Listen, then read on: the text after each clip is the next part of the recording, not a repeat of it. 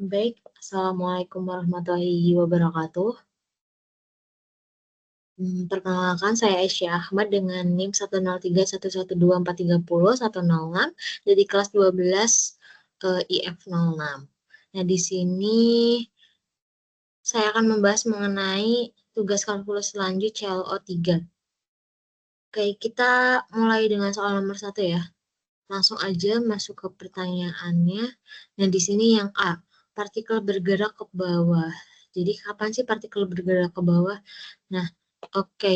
Jadi, syarat sebuah partikel bergerak ke bawah ini adalah kecepatan vertikalnya kurang dari 0 atau df per dt, di mana ini lebih kecil dari 0. Nah, dalam konteks ini kita melihat ada persamaan 2T dikurangi 3 lebih kecil dari 0. Nah, kita selesaikan pertidaksamaan ini dengan 2T lebih kecil dari 3, sehingga T lebih kecil dari 3 per 2 atau T lebih kecil dari 1,5. Nah, jadi partikel bergerak ke bawah ketika waktu T berada dalam interval antara 0 hingga 1,5 detik. Nah, ini berarti dari awal pergerakan sampai 0,5 detik, partikel mengalami pergerakan ke bawah. Nah, selanjutnya kita lanjut ke poin B ya. Nah, kapan sih partikel pernah berhenti? Nah, partikel berhenti ini ketika kecepatannya sama dengan 0. Dari perhitungan yang ada, kita melihat sebuah ekspresi yang melibatkan kosinus kuadrat T ditambah sinus kuadrat T sama dengan 1. Nah, di sini identitas trigonometri dasar, kosinus kuadrat T ditambah sinus kuadrat T sama dengan 1. Selalu bernilai 1 dan tidak pernah 0 ya. Di mana ini menunjukkan bahwa nilai kecepatan tidak pernah 0, sehingga partikel tidak pernah berhenti. Nah, lanjut ke poin C. Oke, waktu berapa partikel mencapai 12 meter dari tanah? Jadi, di sini kita memiliki persamaan kuadrat T ya. Kuadrat dikurangi 3T dikurangi 10 sama dengan 0. Yang mungkin merupakan hasil dari penyelesaian fungsi posisi sama dengan 12. Nah, untuk menemukan nilai T, kita bisa menggunakan rumus kuadrat atau rumus ABC nih. Rumusnya adalah T sama dengan minus dari minus 3 ditambah atau dikurang akar dari minus 3 kuadrat dikurangi 4 kali 1 minus 10, semua dibagi 2 kali 1. Nah, kemudian ini akan menjadi 3 ditambah akar dari 9 ditambah 40 dan dibagi 2. Sehingga kita dapatkan 3 ditambah akar 49, kemudian dibagi 2, akar 49 adalah 7. Nah, jadi T sama dengan 3 ditambah 7 dibagi 2, yang menghasilkan 10 dibagi 2 yaitu 5. Nah, nilai T sama dengan 5 detik. Nah, ini berarti partikel mencapai 12 meter dari tanah pada waktu 5 detik. Lanjut ya, ke poin yang D. Di sini yang poin D mengenai kecepatan partikel. Nah, diberikan Ft sama dengan cos T dikali I atau dikurangi sin T dikali J ditambah 7K. Nah, untuk menemukan besar kecepatannya, kita hitung magnitudenya.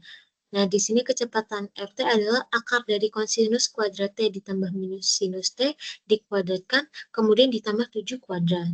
Nah, ini menjadi akar dari kosinus kuadrat T ditambah sinus kuadrat T ditambah 49. Karena kosinus kuadrat T ditambah sinus kuadrat T sama dengan 1, maka magnitudenya adalah akar dari 1 ditambah 49, yang sama dengan akar 50. Nah, akar 50 dapat kita sederhanakan menjadi 5 akar 2 meter per detik. Jadi, kecepatan partikelnya ini adalah 5 akar 2 meter per detik. Nah, next, kita lanjut untuk soal yang kedua.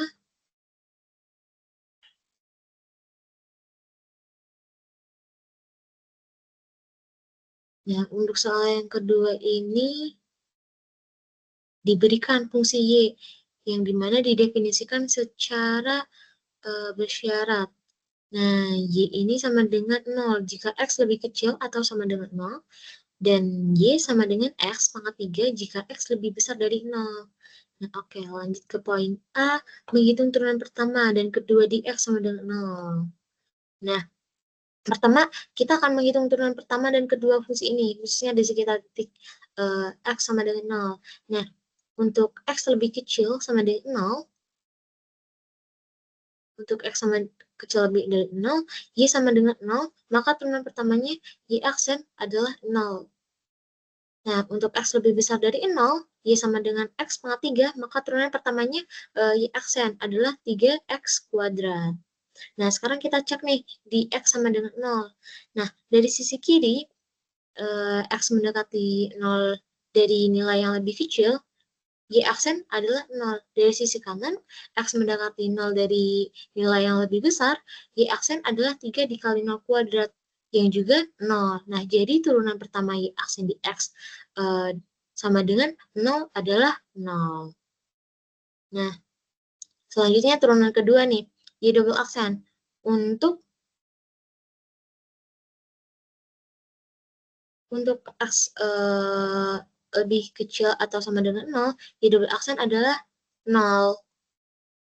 Kemudian untuk X lebih besar dari 0, turunan kedua dari X pangkat 3, yaitu turunan dari 3X kuadrat adalah 6X. Ini untuk yang B ya. Nah, di X sama dengan 0, dari sisi kanan, X double aksen adalah 6 dikali 0, yang juga 0. Jadi turunan kedua Y double aksen di X sama dengan 0 adalah 0.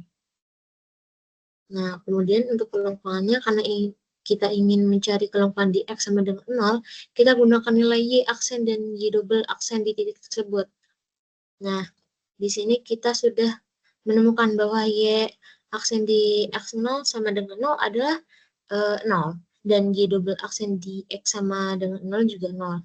Maka kelengkungan dengan nilai mutlak dari 0 ini dibagi dengan dalam kurung 1 ditambah 0 kuadrat dipangkatkan 3 per 2. Hasilnya adalah 0 dibagi dengan 1 pangkat 3 per 2, yaitu 0 dibagi 1, yang sama dengan 0. Jadi, besar kelengkungannya ini di X sama dengan 0 adalah 0. Ini masuk akal, karena di titik tersebut kurva berubah dari garis lurus, dari Y sama dengan 0 ya, yang tadi menjadi kurva YX akar 3, pangkat 3, dan pada titik sambungnya tidak ada kelengkungan yang tajam. Seperti itu. Nah, kurang lebih seperti itu untuk materi CLO 3. Sekian dari saya. Wassalamualaikum warahmatullahi wabarakatuh.